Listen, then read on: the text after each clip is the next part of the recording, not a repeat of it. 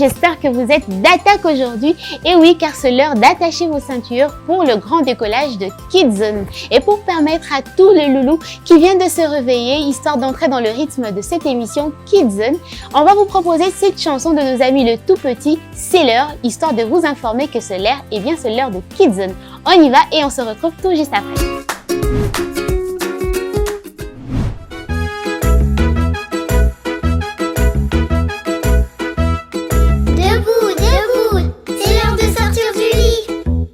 C'est l'heure de sortir du lit, c'est l'heure de sortir du lit.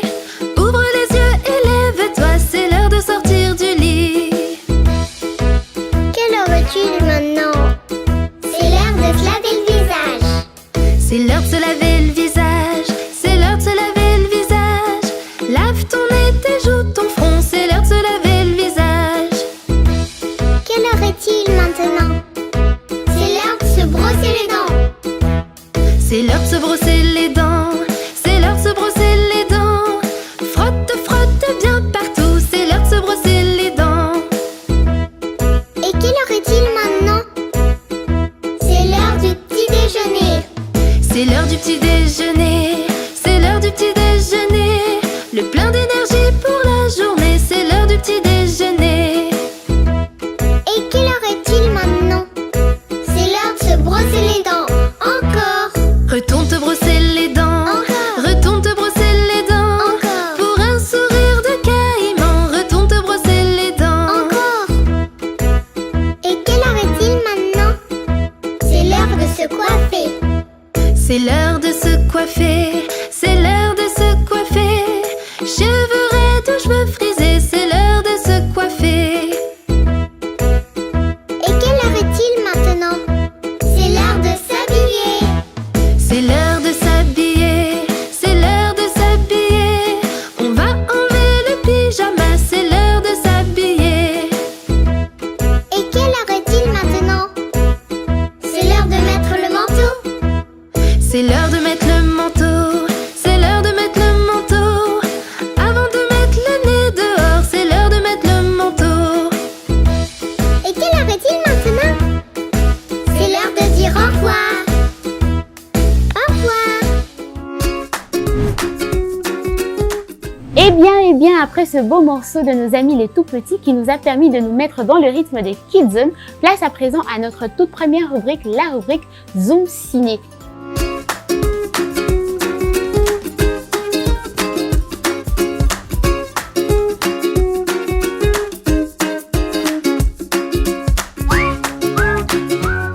La rubrique Zoom Ciné qui nous permet de vous informer sur les toutes dernières sorties en salle. Et pour aujourd'hui, nous vous en avons sélectionné 3. Le premier, c'est le dessin animé intitulé Ranger du risque, l'histoire de duo célèbre d'écureuils qui débarquent à Hollywood et qui tentent de devenir célèbres, chose qui les a réussi vu qu'ils sont devenus deux superstars et qui dans leur cas, c'est plutôt les Rangers d'y rire. Suivez.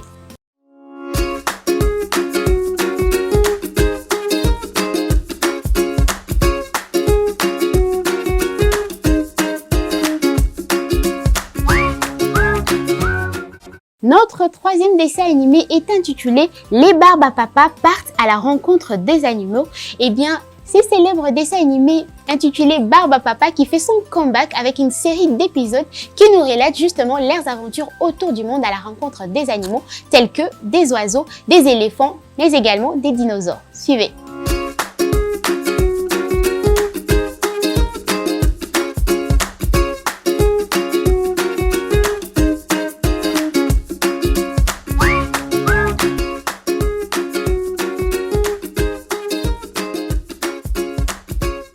Après la rubrique Zoom Ciné, place à présent à notre deuxième rubrique, la rubrique J'apprends. Et aujourd'hui, nous allons apprendre ensemble avec vous l'alphabet français qui comprend 26 lettres dont 6 voyelles et 20 consonnes. Et pour le 6 voyelles, nous avons la voyelle A, la voyelle E, la voyelle I, la voyelle O, la voyelle U et la voyelle Y. Je répète, pour les voyelles, nous avons la voyelle A, la voyelle E, la voyelle I, la voyelle O, la voyelle U et la voyelle Y.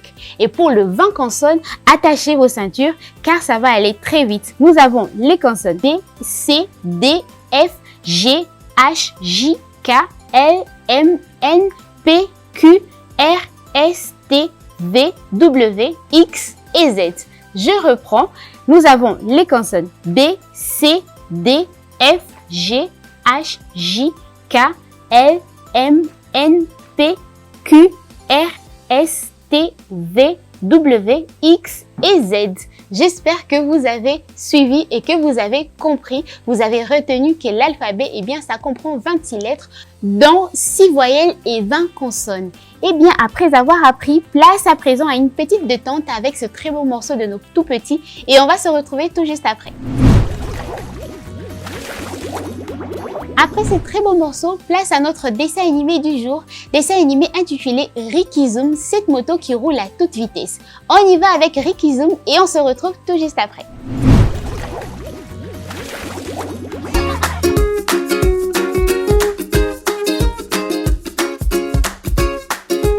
Après ces très beaux dessins animés de Ricky Zoom, place à présent à notre troisième rubrique. La rubrique, c'est l'heure du conte. Et aujourd'hui, nous allons vous proposer les chabotés. On suit et on se retrouve tout juste après pour beaucoup plus d'explications.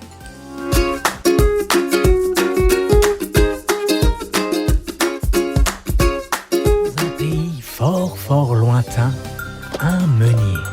Ce meunier vivait avec ses 3 fils au bord d'une rivière, dans un petit village tranquille, non loin d'un magnifique palais. Chaque matin, le meunier se réveillait à l'aube et travaillait dur pour gagner sa vie, pour ainsi apporter au quotidien assez de nourriture pour toute sa famille. Mais après des années de dur labeur, le meunier commença à vieillir. Quand son heure fut venue, le meunier appela ses garçons sur son lit de mort et leur dit ceci. Mes très chers fils, bientôt je serai mort et vous serez seuls. Dorénavant, vous devrez voler de vos propres ailes. Mais avant de partir, je veux vous léguer à chacun un héritage. Alors pour toi, mon fils aîné, je laisse le moulin, parce qu'il fournit de la farine aux gens et met du pain sur leur table. Pour toi, parce que tu es mon Benjamin, je choisis de léguer la mule. Elle peut porter des sacs de farine de l'aube au crépuscule. Et pour toi, mon cadet, je te laisse le chat qui dort dans le grenier et chasse les souris. Les enfants remercièrent leur père et le meunier, enfin en paix, leur donna un dernier conseil. Soyez de bons frères, unis, et prenez soin les uns des autres. Puis il rendit son dernier souffle. L'aîné et le Benjamin étaient heureux de l'héritage qu'ils avaient reçu de leur père. Mais le plus jeune était triste, car il était pauvre désormais. Il envisageait même de chasser le chat de la maison. Et que suis-je censé faire de toi, hein, mon chat? Malheureusement, tu ne m'es d'aucune utilité. Tu ferais même mieux de te débrouiller tout seul. Mes frères, eux, auront une belle vie. Mais moi, je vais certainement mourir de faim. Mais ce chat n'était pas un chat ordinaire. Il était très spécial, car ce chat avait le don de la parole humaine. Il se blottit contre son maître et lui dit « Mais ne soyez pas triste, maître. Je peux vous être très utile. Faites-moi confiance. Il suffit que vous me donniez un sac et une belle paire de bottes rouges et vous verrez que vous n'êtes pas aussi malchanceux que vous ne le pensez. » Sans comprendre pourquoi un chat aurait besoin de telles choses, le plus jeune fils décida de faire ce qu'il lui demandait. Il se souvenait en effet que le chat était très rusé et qu'il avait plus d'un tour dans son sac pour attraper les souris, comme se cacher dans le blé ou faire le mort. Et il espérait donc qu'un chat aussi malin parviendrait à l'aider. Le jeune garçon partit ainsi chez un artisan qui fabriqua, pour son chat, un sac et une belle paire de bottes rouges qui auraient fait des jaloux même à la cour du roi. Muni de ces nouveaux vêtements, le chat s'enfonça dans la forêt et trouva l'endroit parfait pour ce qu'il prévoyait. Il laissa entrouvert son sac qu'il avait rempli de choux frais et s'allongea dans l'herbe, faisant semblant d'être mort. Maintenant, voyons qui va se faire avoir. Au bout d'un moment, un lapin sortit la tête des buissons. Il sauta dans le sac et commença à grignoter le chou. Exactement ce que le chat botté attendait. Il sauta et... pouf! Il ferma le sac, piégeant le lapin à l'intérieur. Puis, fier de sa prise, il se dirigea droit vers le palais et demanda à parler au roi. Il s'inclina majestueusement devant le roi et dit: Votre Majesté, je viens ici devant vous de la part de mon maître, l'éminent marquis de Carabas. Il m'envoie vous offrir ce lapin en guise de cadeau. Le roi, très satisfait du cadeau, dit au chat botté: Veuillez dire au marquis de Carabas que je le remercie pour ce magnifique cadeau. Le lendemain, le chat botté prit son sac et se rendit à nouveau dans la forêt. Il déposa une traînée de grains de blé jusqu'à son sac ouvert, tel un appât, puis se cacha soigneusement dans les buissons.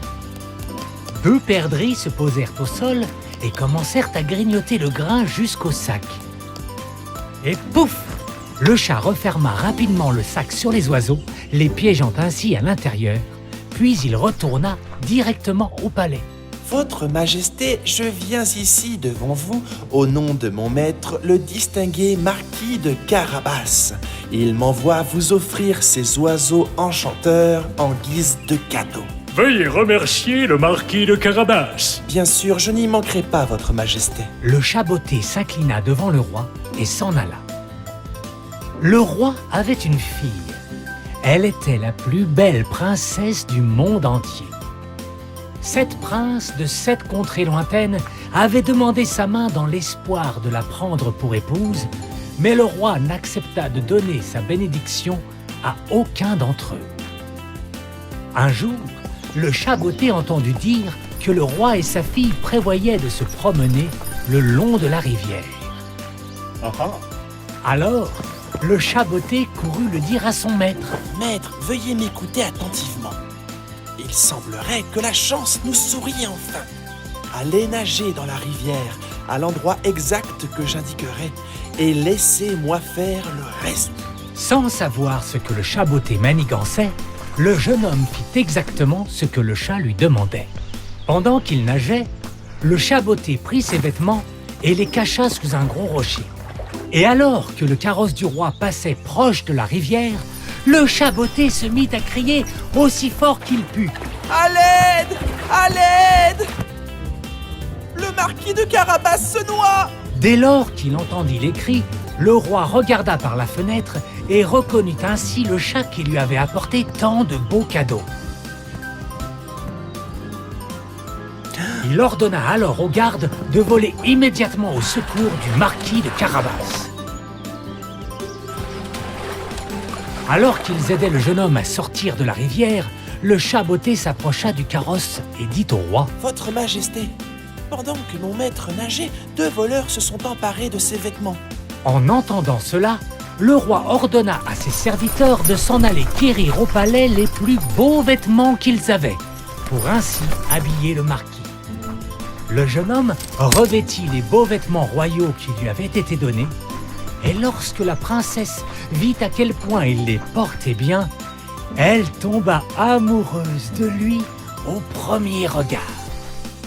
Le roi invita le marquis à les rejoindre dans le carrosse, et ils se promenèrent ensemble le long de la rivière. C'était exactement ce que souhaitait le chat botté. Il se mit à courir devant le carrosse royal et rencontra sur sa route des paysans récoltant du blé. Bonnes gens! Pourriez-vous me dire à qui appartiennent donc ces champs de blé? Ces champs de blé appartiennent à un ogre effrayant qui vit au château dans la forêt. Vous apprendrez désormais que ce champ de blé appartient officiellement au marquis de Carabas. Et si vous ne confirmez pas mes dires lorsque le roi passera, vous aurez beaucoup d'ennuis. J'ordonnerai que vos têtes soient coupées. Le chat botté réussit ainsi à effrayer les paysans et continua sa route. Lorsque le roi passa devant le champ, il demanda. Paysan, à qui appartiennent ces champs de blé? Les paysans s'inclinèrent devant le roi et répondirent. Votre Majesté, ces champs appartiennent au marquis de Carabas. Je vois que vous avez un domaine impressionnant. Dit le roi avec admiration au marquis, si étonné de ce qu'il venait d'entendre. Pendant ce temps, le chat botté courait toujours devant le carrosse et finit par rencontrer un groupe de bûcherons dans la forêt. Il leur demanda. Bonnes gens, dites-moi à qui appartient cette forêt. Cette forêt appartient à l'ogre redoutable qui vit au château dans la forêt. Vous apprendrez désormais que cette forêt appartient au marquis de Carabas. Et si vous ne confirmez pas mes dires lorsque le roi passera, j'ordonnerai qu'on vous coupe la tête. Quand le roi passa et demanda aux bûcherons qui possédait la forêt, ils répondirent sans hésitation. Votre Majesté, la forêt appartient au marquis de Carabas. Le roi fut très impressionné par les nombreuses richesses du marquis de Carabas. Pendant ce temps, le chat botté avait fini par atteindre un grand et magnifique château. Ce château appartenait à un ogre, le plus riche et le plus redoutable de tous les ogres qui aient jamais existé. C'était lui qui possédait toutes les terres que le roi avait traversées. Le chat botté entra dans le château et demanda à parler à l'ogre. Par curiosité, l'ogre le reçut, car c'était la première fois qu'il voyait un chat qui savait parler et qui portait des bottes. Je suis ici parce que j'ai entendu des choses incroyables sur vous, Votre Altesse. Est-il vrai que vous avez la capacité de vous transformer en différents animaux? Cela n'est pas possible. Bien sûr que c'est vrai. Regardez, je vais vous le prouver maintenant. L'ogre se transforma en lion féroce. Le chat fut tellement effrayé qu'il dut se réfugier sur le placard, refusant d'en descendre. L'ogre revint enfin à sa forme originale et le chat put finalement descendre. Impressionnant. Mais j'ai ouï dire que vous aviez aussi la capacité de vous transformer en animal plus petit que vous. Cela, par contre, c'est quelque chose que j'ai du mal à croire. Impossible. Se préparant à lui prouver, l'ogre dit « Impossible, dites-vous » et il se transforma en souris. C'est alors que le chat se jeta sur lui, l'avala en entier et se lécha les babines. Pendant ce temps, le carrosse avait fini par arriver au château. Le chat botté accourut pour accueillir la famille royale. Votre Majesté, bienvenue dans le magnifique château du marquis de Carabas. Mon cher marquis, ce grand et beau château vous appartient-il aussi? Le jeune homme regarda le chat botté qui lui fit un clin d'œil. Bien sûr, Votre Majesté, je vous en prie, entrez, vous serez mes invités d'honneur. Le jeune homme offrit son bras à la princesse et ils entrèrent dans une immense salle où était dressé un festin sur la table. Le roi fut tellement impressionné par le marquis qu'il lui offrit la main de sa fille en mariage et la moitié de son royaume. C'est tout ce que je n'ai jamais souhaité, Votre Majesté. Le jour même, ils organisèrent le mariage qui dura 3 jours et 3 nuits. Et ils vécurent heureux pour toujours. Quant au chat, il devint un noble à la cour royale, puis passa le reste de ses jours à s'amuser et à chasser les souris.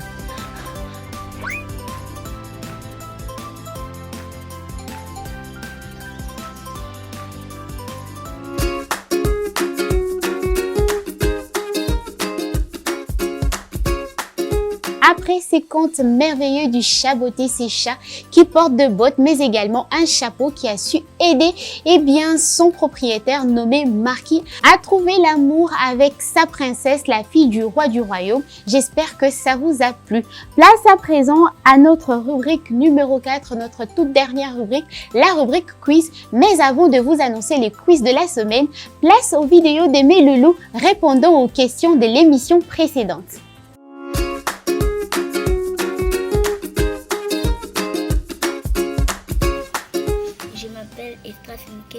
On a passé l'école des petits chaperons. Bonjour, je m'appelle Printemps Damani. On a appris les salutations en anglais.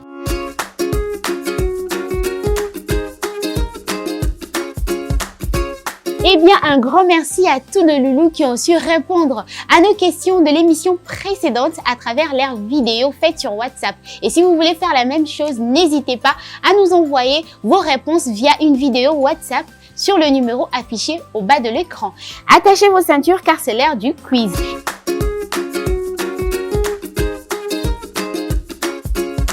Quiz numéro 1. Souvenez-vous, tout à l'heure, on vous a balancé un conte intitulé Chaboté. Et ce que nous voulons savoir, c'est le lieu où le marquis, le propriétaire du chat, a rencontré la princesse. Donnez-nous le lieu où le marquis, eh bien, le propriétaire du chat a rencontré la princesse. Quiz numéro 2. Citez-nous toutes les voyelles de l'alphabet français et dites-nous combien il y en a. C'est ça le quiz de la semaine. Il vous suffit de répondre en nous envoyant une vidéo sur WhatsApp à travers le numéro de téléphone affiché au bas de l'écran. Eh bien mes loulous, c'est déjà la fin de Kids Zone. Nous vous donnons rendez-vous très bientôt. Restez branchés sur Innov Télévision. Bisous.